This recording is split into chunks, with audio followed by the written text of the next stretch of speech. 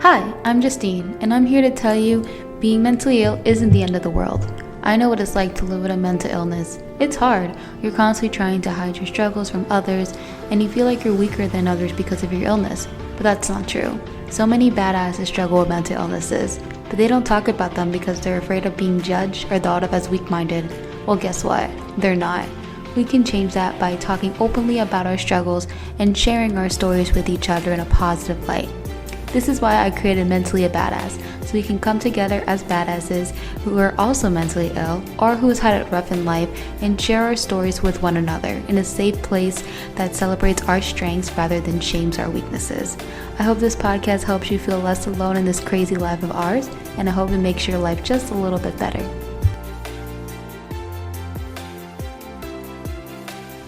Hi everybody, welcome back to Mentally a Badass. My name is Justine and I am your host, and today we are going to be doing a solo episode. I am super excited for this episode. It's going to be all about bipolar disorder and some of my tips and tricks and what I've learned over a decade of me being diagnosed. So I really hope that this episode can be very valuable to whoever is listening. I haven't done a solo episode since my first episode of Mentally a Badass, and I think that's kind of insane. Or maybe I did do other solo episodes, but it wasn't since 2020 at least. Crazy. So yeah, happy to be on here to be doing a solo episode. Anyway, so before I begin, I do want to mention that Mentally a Badass now has a website with a blog. So it is mentallyabadass.com. www.mentallyabadass.com. Definitely check it out.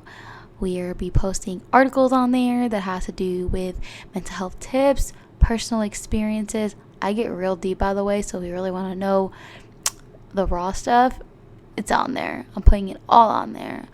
Also affirmations and mindset. Mindset is very important. So we talk about so much in those articles, and the podcast is on there as well. And yeah, just it's pretty much a home space for Mentally a Badass. So that website has beautiful content, amazing content. So go for it. Yeah, just want to mention that. Anyway, so let's begin.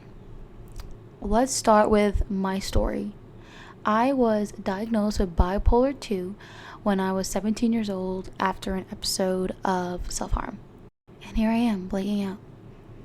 So essentially what happened was I used to self-harm from the ages of 13 to 17. And it was very secretive. And I didn't know why I did that. But yeah, so pretty much one time my mom caught, the blood in the bathroom, and she was like, yeah, we need to get you help. And I remember my dad was in complete shock because he didn't really understand mental health. He didn't understand why I would do something and as in harming myself. My mom, for some reason, was not shocked. But also, I have been in therapy since I was 15 years old for depression and anxiety. So I thought I just had a depression and anxiety. When I went to the psychiatrist and he asked me all the questions and such, he said, you have bipolar disorder. And at the time, I was like, what is that? I thought I just had depression and anxiety. I don't know what bipolar disorder is. And he said that my moods can be extreme. So it makes sense. When I did self-harm, it had to do with being triggered from an event. So my brain had a hard time coping with stresses. So what I would do is take all that pain out and hurt myself. I also I believe that it was triggered from childhood trauma. I do have mental illness in my family, but there was never any diagnosis of bipolar disorder. But also back in the day, mental health wasn't spoken about as much. It was more of a taboo kind of conversation. My grandmother had her mental health was very, very bad. So bad that she wouldn't leave her apartment for a full month. I would remember that. Also, when I was younger, she would always be seen as like the crazy grandma, the one that's cranky and wants to be around. And at the time, I didn't know that she had a mental illness. And I wish she was still alive today just so she can see what I'm doing in the mental health space and see if maybe what I'm doing could have helped her. Because when she was struggling, no one talked about mental health. No one cared for that. People just thought she was insane, rude, nasty, and crazy. But what was really going on is that she was dealing with her own demons. She also would smoke a pack a day every single day. And that was a way of her self-sabotaging. But at the time, we didn't know that. So that was her form of self-harm. So, anyway, so she most likely had bipolar disorder, just was never fully diagnosed with it because of the lack of knowledge, the lack of conversation back in the day. So let's say she had it. Then that makes sense why I would have that gene. I believed it was triggered by the verbal abuse that I dealt with growing up because I was bullied severely from third grade up until end of high school. The worst part was between third grade and fifth grade. The bullying was so bad that I had to transfer out of that school to a different school, which I had a lot of PTSD that I remember in gym and recess and such. If anybody would be in a corner talking, I assumed they were talking about me. And that was because between third and fifth grade at that school that I was in, people always talk so bad about me. They will always like mistreat me, bully me. And I never really understood why I was hated so much. There was this one bully that I had between third and fifth grade, and we were actually really good friends until she randomly turned on me and she got everybody against me in the classroom. I also went to a Catholic school, small school. We had maybe like 30 people in a class, and so everybody was against me. I think if I had one friend, she'll find some way to manipulate that friend to get them against me. So I had nobody really in school. And in the town that I lived in, she lived in that town as well. So if I do anything like doing cheerleading or Girl Scouts or anything, there she would find a way to turn everyone against me there as well. I was always surrounded by hate. And you know, when you are a kid, your brain is still developing, it's still learning. So when I'm constantly being hated and mistreated, that really hurt my self-esteem. And then going into high school, that set me up for even more disaster, wanting attention from guys and blah blah blah, and then they will mistreat me. I don't want to come on here and just kind of play victim. That's definitely not my intention. Just kind of putting it in perspective of what could have triggered the bipolar gene, because I'm not perfect. I'm sure I haven't been the best of friends sometimes or whatever, but yeah, I just want to kind of set a point. So I don't know for sure if I really want to go deep into every little thing in my childhood and my high school. I think I just want to give a little overview. Maybe down the road I'll get more into it. So, diagnosed with bipolar, 17 years old. I was put on a medication called Abilify. So that's supposed to help stabilize moods. And I believe that it did help me a lot. I was stable, mostly. So basically the medication was to help my brain control stress, because my brain couldn't naturally do that because it was just so traumatized and damaged. Yeah, so I was on that for a little bit. I went off it because in my head I was thinking, oh, the medications did its job, I'm cured. Don't do that. That was my ignorance back when I was like 17 years old. If you feel your medication's working, definitely stay on it if you really feel like you truly need it. But I want to definitely talk about my thoughts on medication, just to give you more detailed. actually, since I'm already on the topic of medication, I'm just going to go ahead and go for it. So, my thoughts and opinions on medication is that I think it's great to help people from, offering themselves. I feel that, like I said, this is my personal opinion. This is not like a fact right here, but I believe that medication really should only be if you absolutely need it, like last resource. I feel like in the mental health industry, the psychiatrists, a lot of them push medication on you because they want to make a buck, and I don't like that. I had a psychiatrist that was like that, and he's not my psychiatrist anymore, and I literally was pissed. Anyway, that's a whole other story. So I think it's great to really for it to help tell your brain to not have those suicidal tendencies. But when it comes to long-term healing, I don't believe in a long-term effect. The reason is because the chemicals that are going in your brain are not natural. So I feel like you can heal without medication. It's just gonna be a lot harder. Also, I'm aware that, some disorders you may really need medication. Like, for example, schizophrenia. That stuff is, you're literally hallucinating and hearing things and such, and there's really something wrong. So I think medication can definitely help with that. But for me, I do have bipolar disorder, but also I have bipolar 2. And let me explain what that means. Bipolar 2 means that I have more depressive episodes, and I have like hypomania.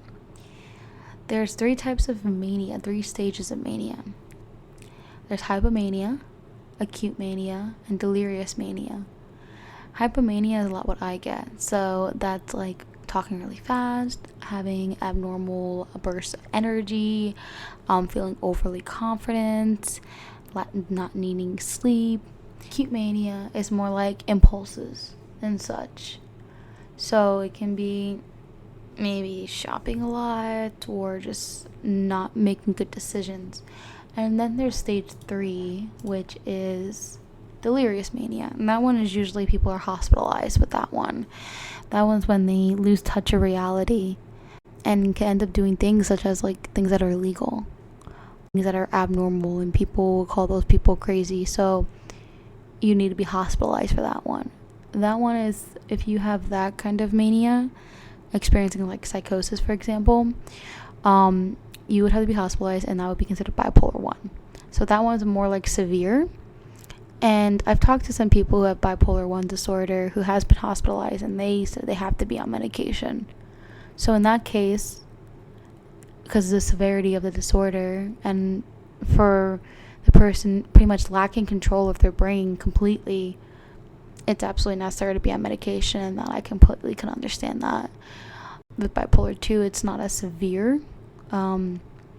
It's kind of a different spectrum, so I cannot be on medication and be safe, but I still struggle.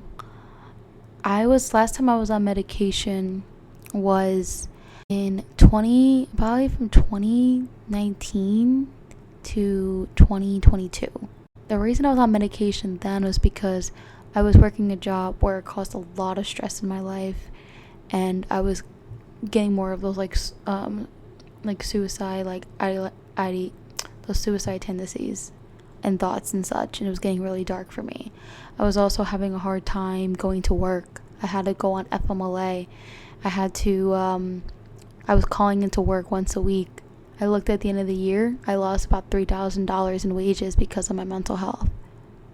It was really bad. I literally couldn't make it to work. I remember being so stressed out. The reason I didn't like my job is because it was essentially a call center job, and I had to deal with back-to-back people verbally abusing me over the phone.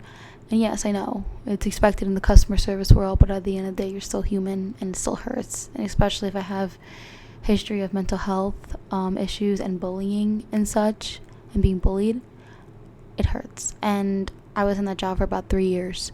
The first year was fine. It was, I guess, after the 1 year, my brain couldn't take it anymore. I remember getting ready for work in the morning, and I would be in the shower just crying. Like, I literally physically could not stop.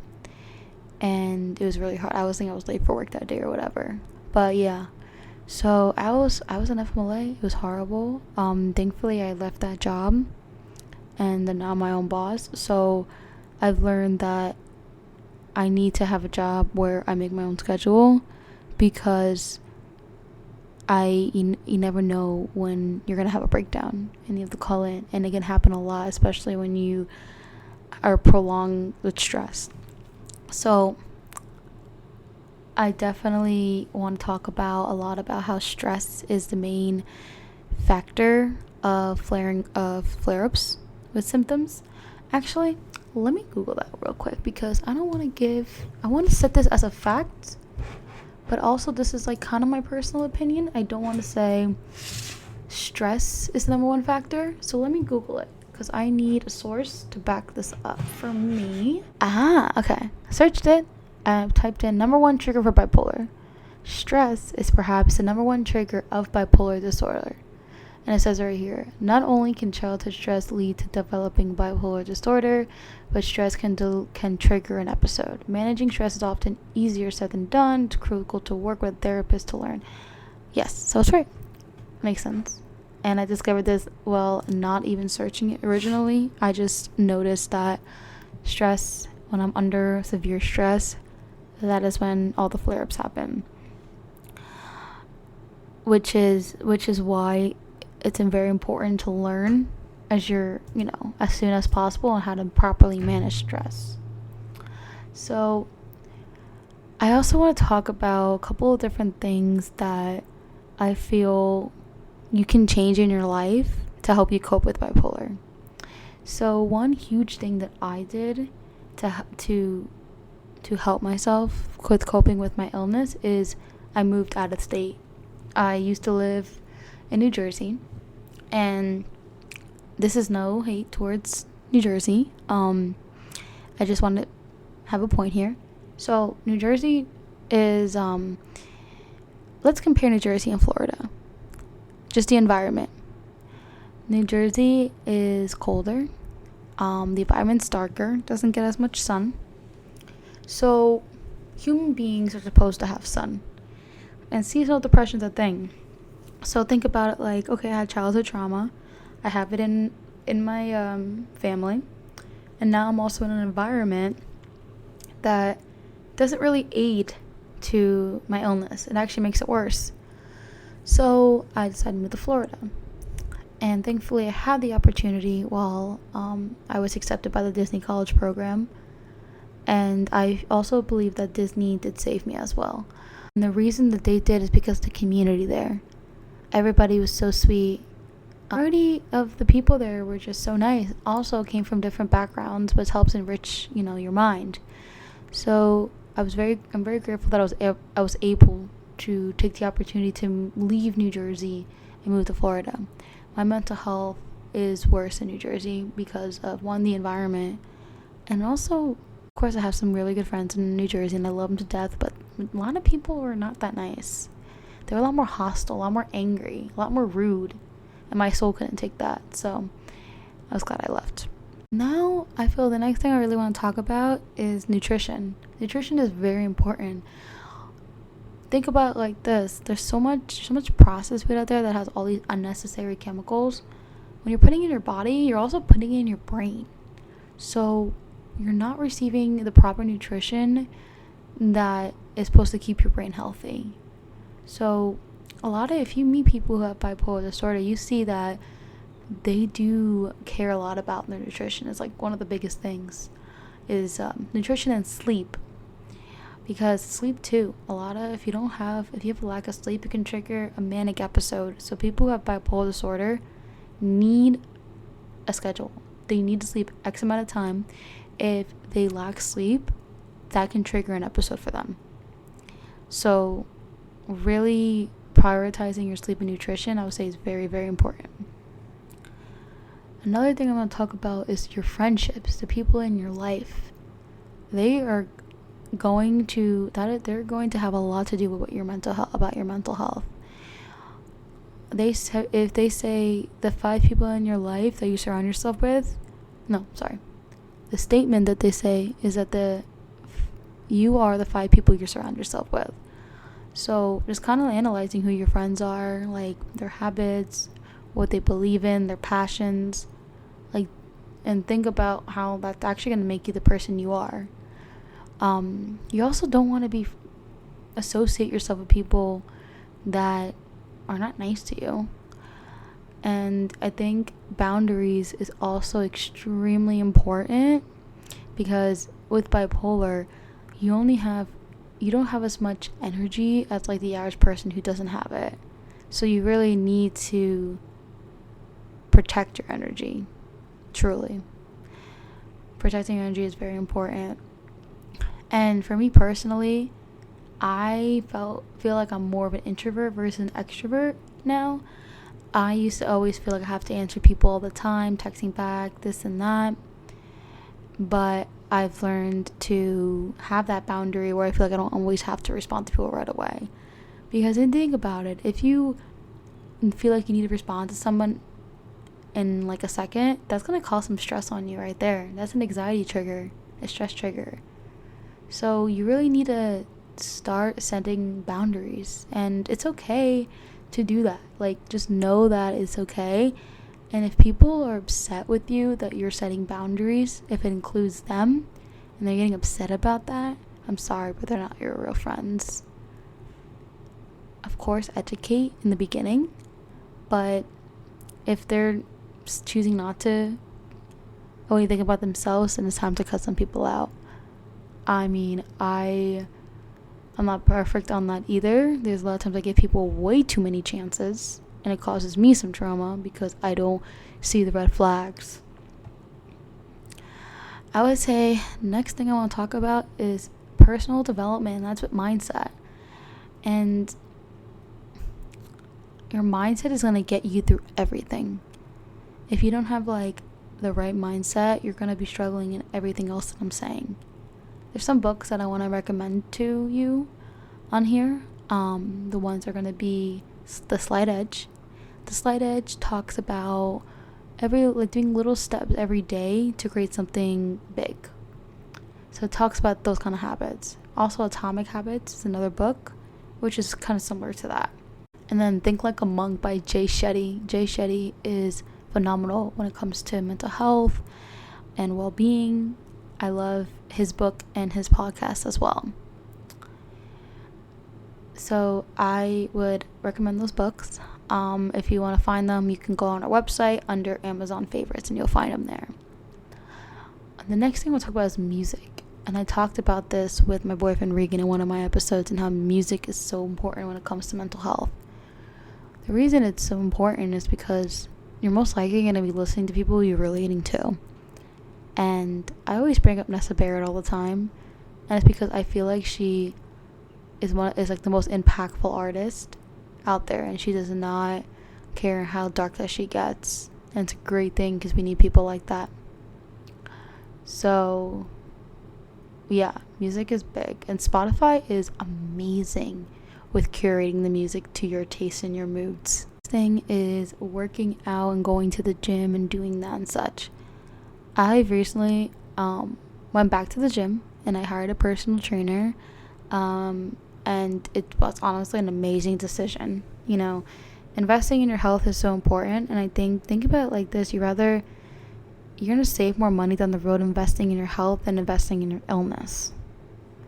That's what Jay Shetty said on one of his podcast episodes, and it's true, because this American health system, you could be in the ER and you have a couple of $1,000s you gotta pay, and the wages don't match up to that. So you might as well, put more money into better quality foods, the gym, work out there, therapy, all the stuff to take care of yourself. Invest in that. You don't need a personal trainer. I'm just investing in a personal trainer because I just want to put my money towards that. But you can just go to a gym and get a membership. Planet Fitness is $10 a month. $10 a month is going to be worth to invest in your physical health. It also helps build your confidence. So girl, slay. Next thing I'll talk about is therapy and psychiatry. So, I mean, I think that's a pretty obvious advice to give you. Therapy, this is not sponsored. I wish BetterHelp was sponsored me. That'd be great. There's BetterHelp. My personal experience is, I think it's a great platform. I think it's a good I think it's great what they're doing. Personally, my therapist was very nice, but she wasn't really the best for me. More because I felt that she was good for helping someone who maybe who just deals with day-to-day stress or anxiety, but for me, mine's a little bit more severe. But it could be still a good tool if you don't have any other options. I paid less than $300 a month, but you get 4 sessions, which is not a bad deal for 4 sessions. And then they also give you homework and a journal thing, and it's pretty cool. So yeah, if you don't have health insurance, it's a good option. Also, but if you do have health insurance, I think now a lot of insurance is starting to really cover mental health now. I think I'm gonna be pretty transparent. The way my health insurance is, my psychiatry appointment is $85 per appointment, and my therapy is $40. I know $85 can be a little pricey, but if you do it once a month, it's not that bad. And I know $40 is, I said, I'm being very financial conscious while I'm saying all this, because I know not everybody can afford. I've learned this from something that I'm gonna want to transition to, and that is volunteering. I signed up for the Salvation Army to do some volunteering because I feel like volunteering is also amazing for your mental health. So what I want to say is, I was volunteering at their retail store, which is their family retail store, which is kind of a Goodwill, which everything is super cheap there, right? And there was one shirt that was maybe $10, I think. And this lady, well, actually no, we didn't have the shirt. Sorry, my bad. We didn't have the shirt. But she wanted to see if we had a Christmas shirt. It was around Christmas time, actually. And she asked if we had a Christmas shirt, and I said no, but you can always go to Walmart. They have $10 shirts. And she said, it's too expensive. So honestly, her saying that, I was like, man, in my head, $10 is nothing. $10 is whatever. But for her, it can be a lot of money to her. So that's why ever since, just hearing that, I'm like, okay, I gotta be understanding that $5 could be a lot to somebody, So that's the point I wanted to make. But when it comes to volunteering, it's free to do that, of course. And it just grounds you too. You know what I mean? I believe that you don't have to be retired, be in school to do it for service hours. I think that we really need to normalize just going out and volunteering and just helping your community. Also, another thing, you don't have to be a part of a church. Anyway, so most people who are volunteers, they're either part of a church, part of a school, or they're retired. I just want to say in here is, you don't have to be a part of those communities to volunteer. You can literally just be a regular adult in your 30s, 40s, whatever. Volunteer maybe once a week, maybe for a couple of hours, 1 to 2 hours. And honestly, get you out of the house. If you're somebody who doesn't leave the house that often, you also connect with people who are grateful for you helping them and such, and it's just a good feeling for your soul. So it's rewarding, 100% rewarding. So volunteering is definitely a good idea to do that. And you can literally just Google opportunities nearby. 100% do that. Next thing is practicing self-awareness. Self-awareness is so important. because it's a good and the bad thing in my opinion. It's good because you want to be able to see when your symptoms are flaring, but then also it's kind of sucks to watch yourself. So I actually talked with a previous guest. Her name is Paris. She's an author of Cricket Illness, and yeah, we were both discussing how it can take years to really practice self-awareness. So self-awareness is not something that you just do. It's something you have to practice. Like, you really need to train your mind to recognize when you're being triggered and how you're responding to it. And I think you can learn a lot of that in cognitive therapy. Let's also talk about podcasts. I mean, you're listening to one right now, actually. So I think I don't really need to give the advice right there about podcasts. But when it comes to some good mental health podcasts, besides, this one that you're listening to, Mentally a Badass, I really enjoy listening to Call Her Daddy, which I know sounds very sexual. It used to be a sexual podcast, but now it's really focused on a big part is mental health. On Purpose by Jay Shetty and Mindset Mentor. I truly love those podcasts. And yeah, so I am pretty past my list here of what I wanted to chat about today with you guys, but I would love for you guys to let me know what you want to listen to. What do you want me to talk about? What can I provide value for? So what you can do is you can email mentallyabadass@gmail.com. Send in your topics that you want me to talk about. Also, if you want to be on my podcast, go to mentallyabadass.com, and then under podcast, scroll down, and there'll be a form that you could apply to be on my podcast. I would love to bring your story on here, so go ahead and apply. But anyway, I hope you enjoy. And again, this is Mentally a Badass.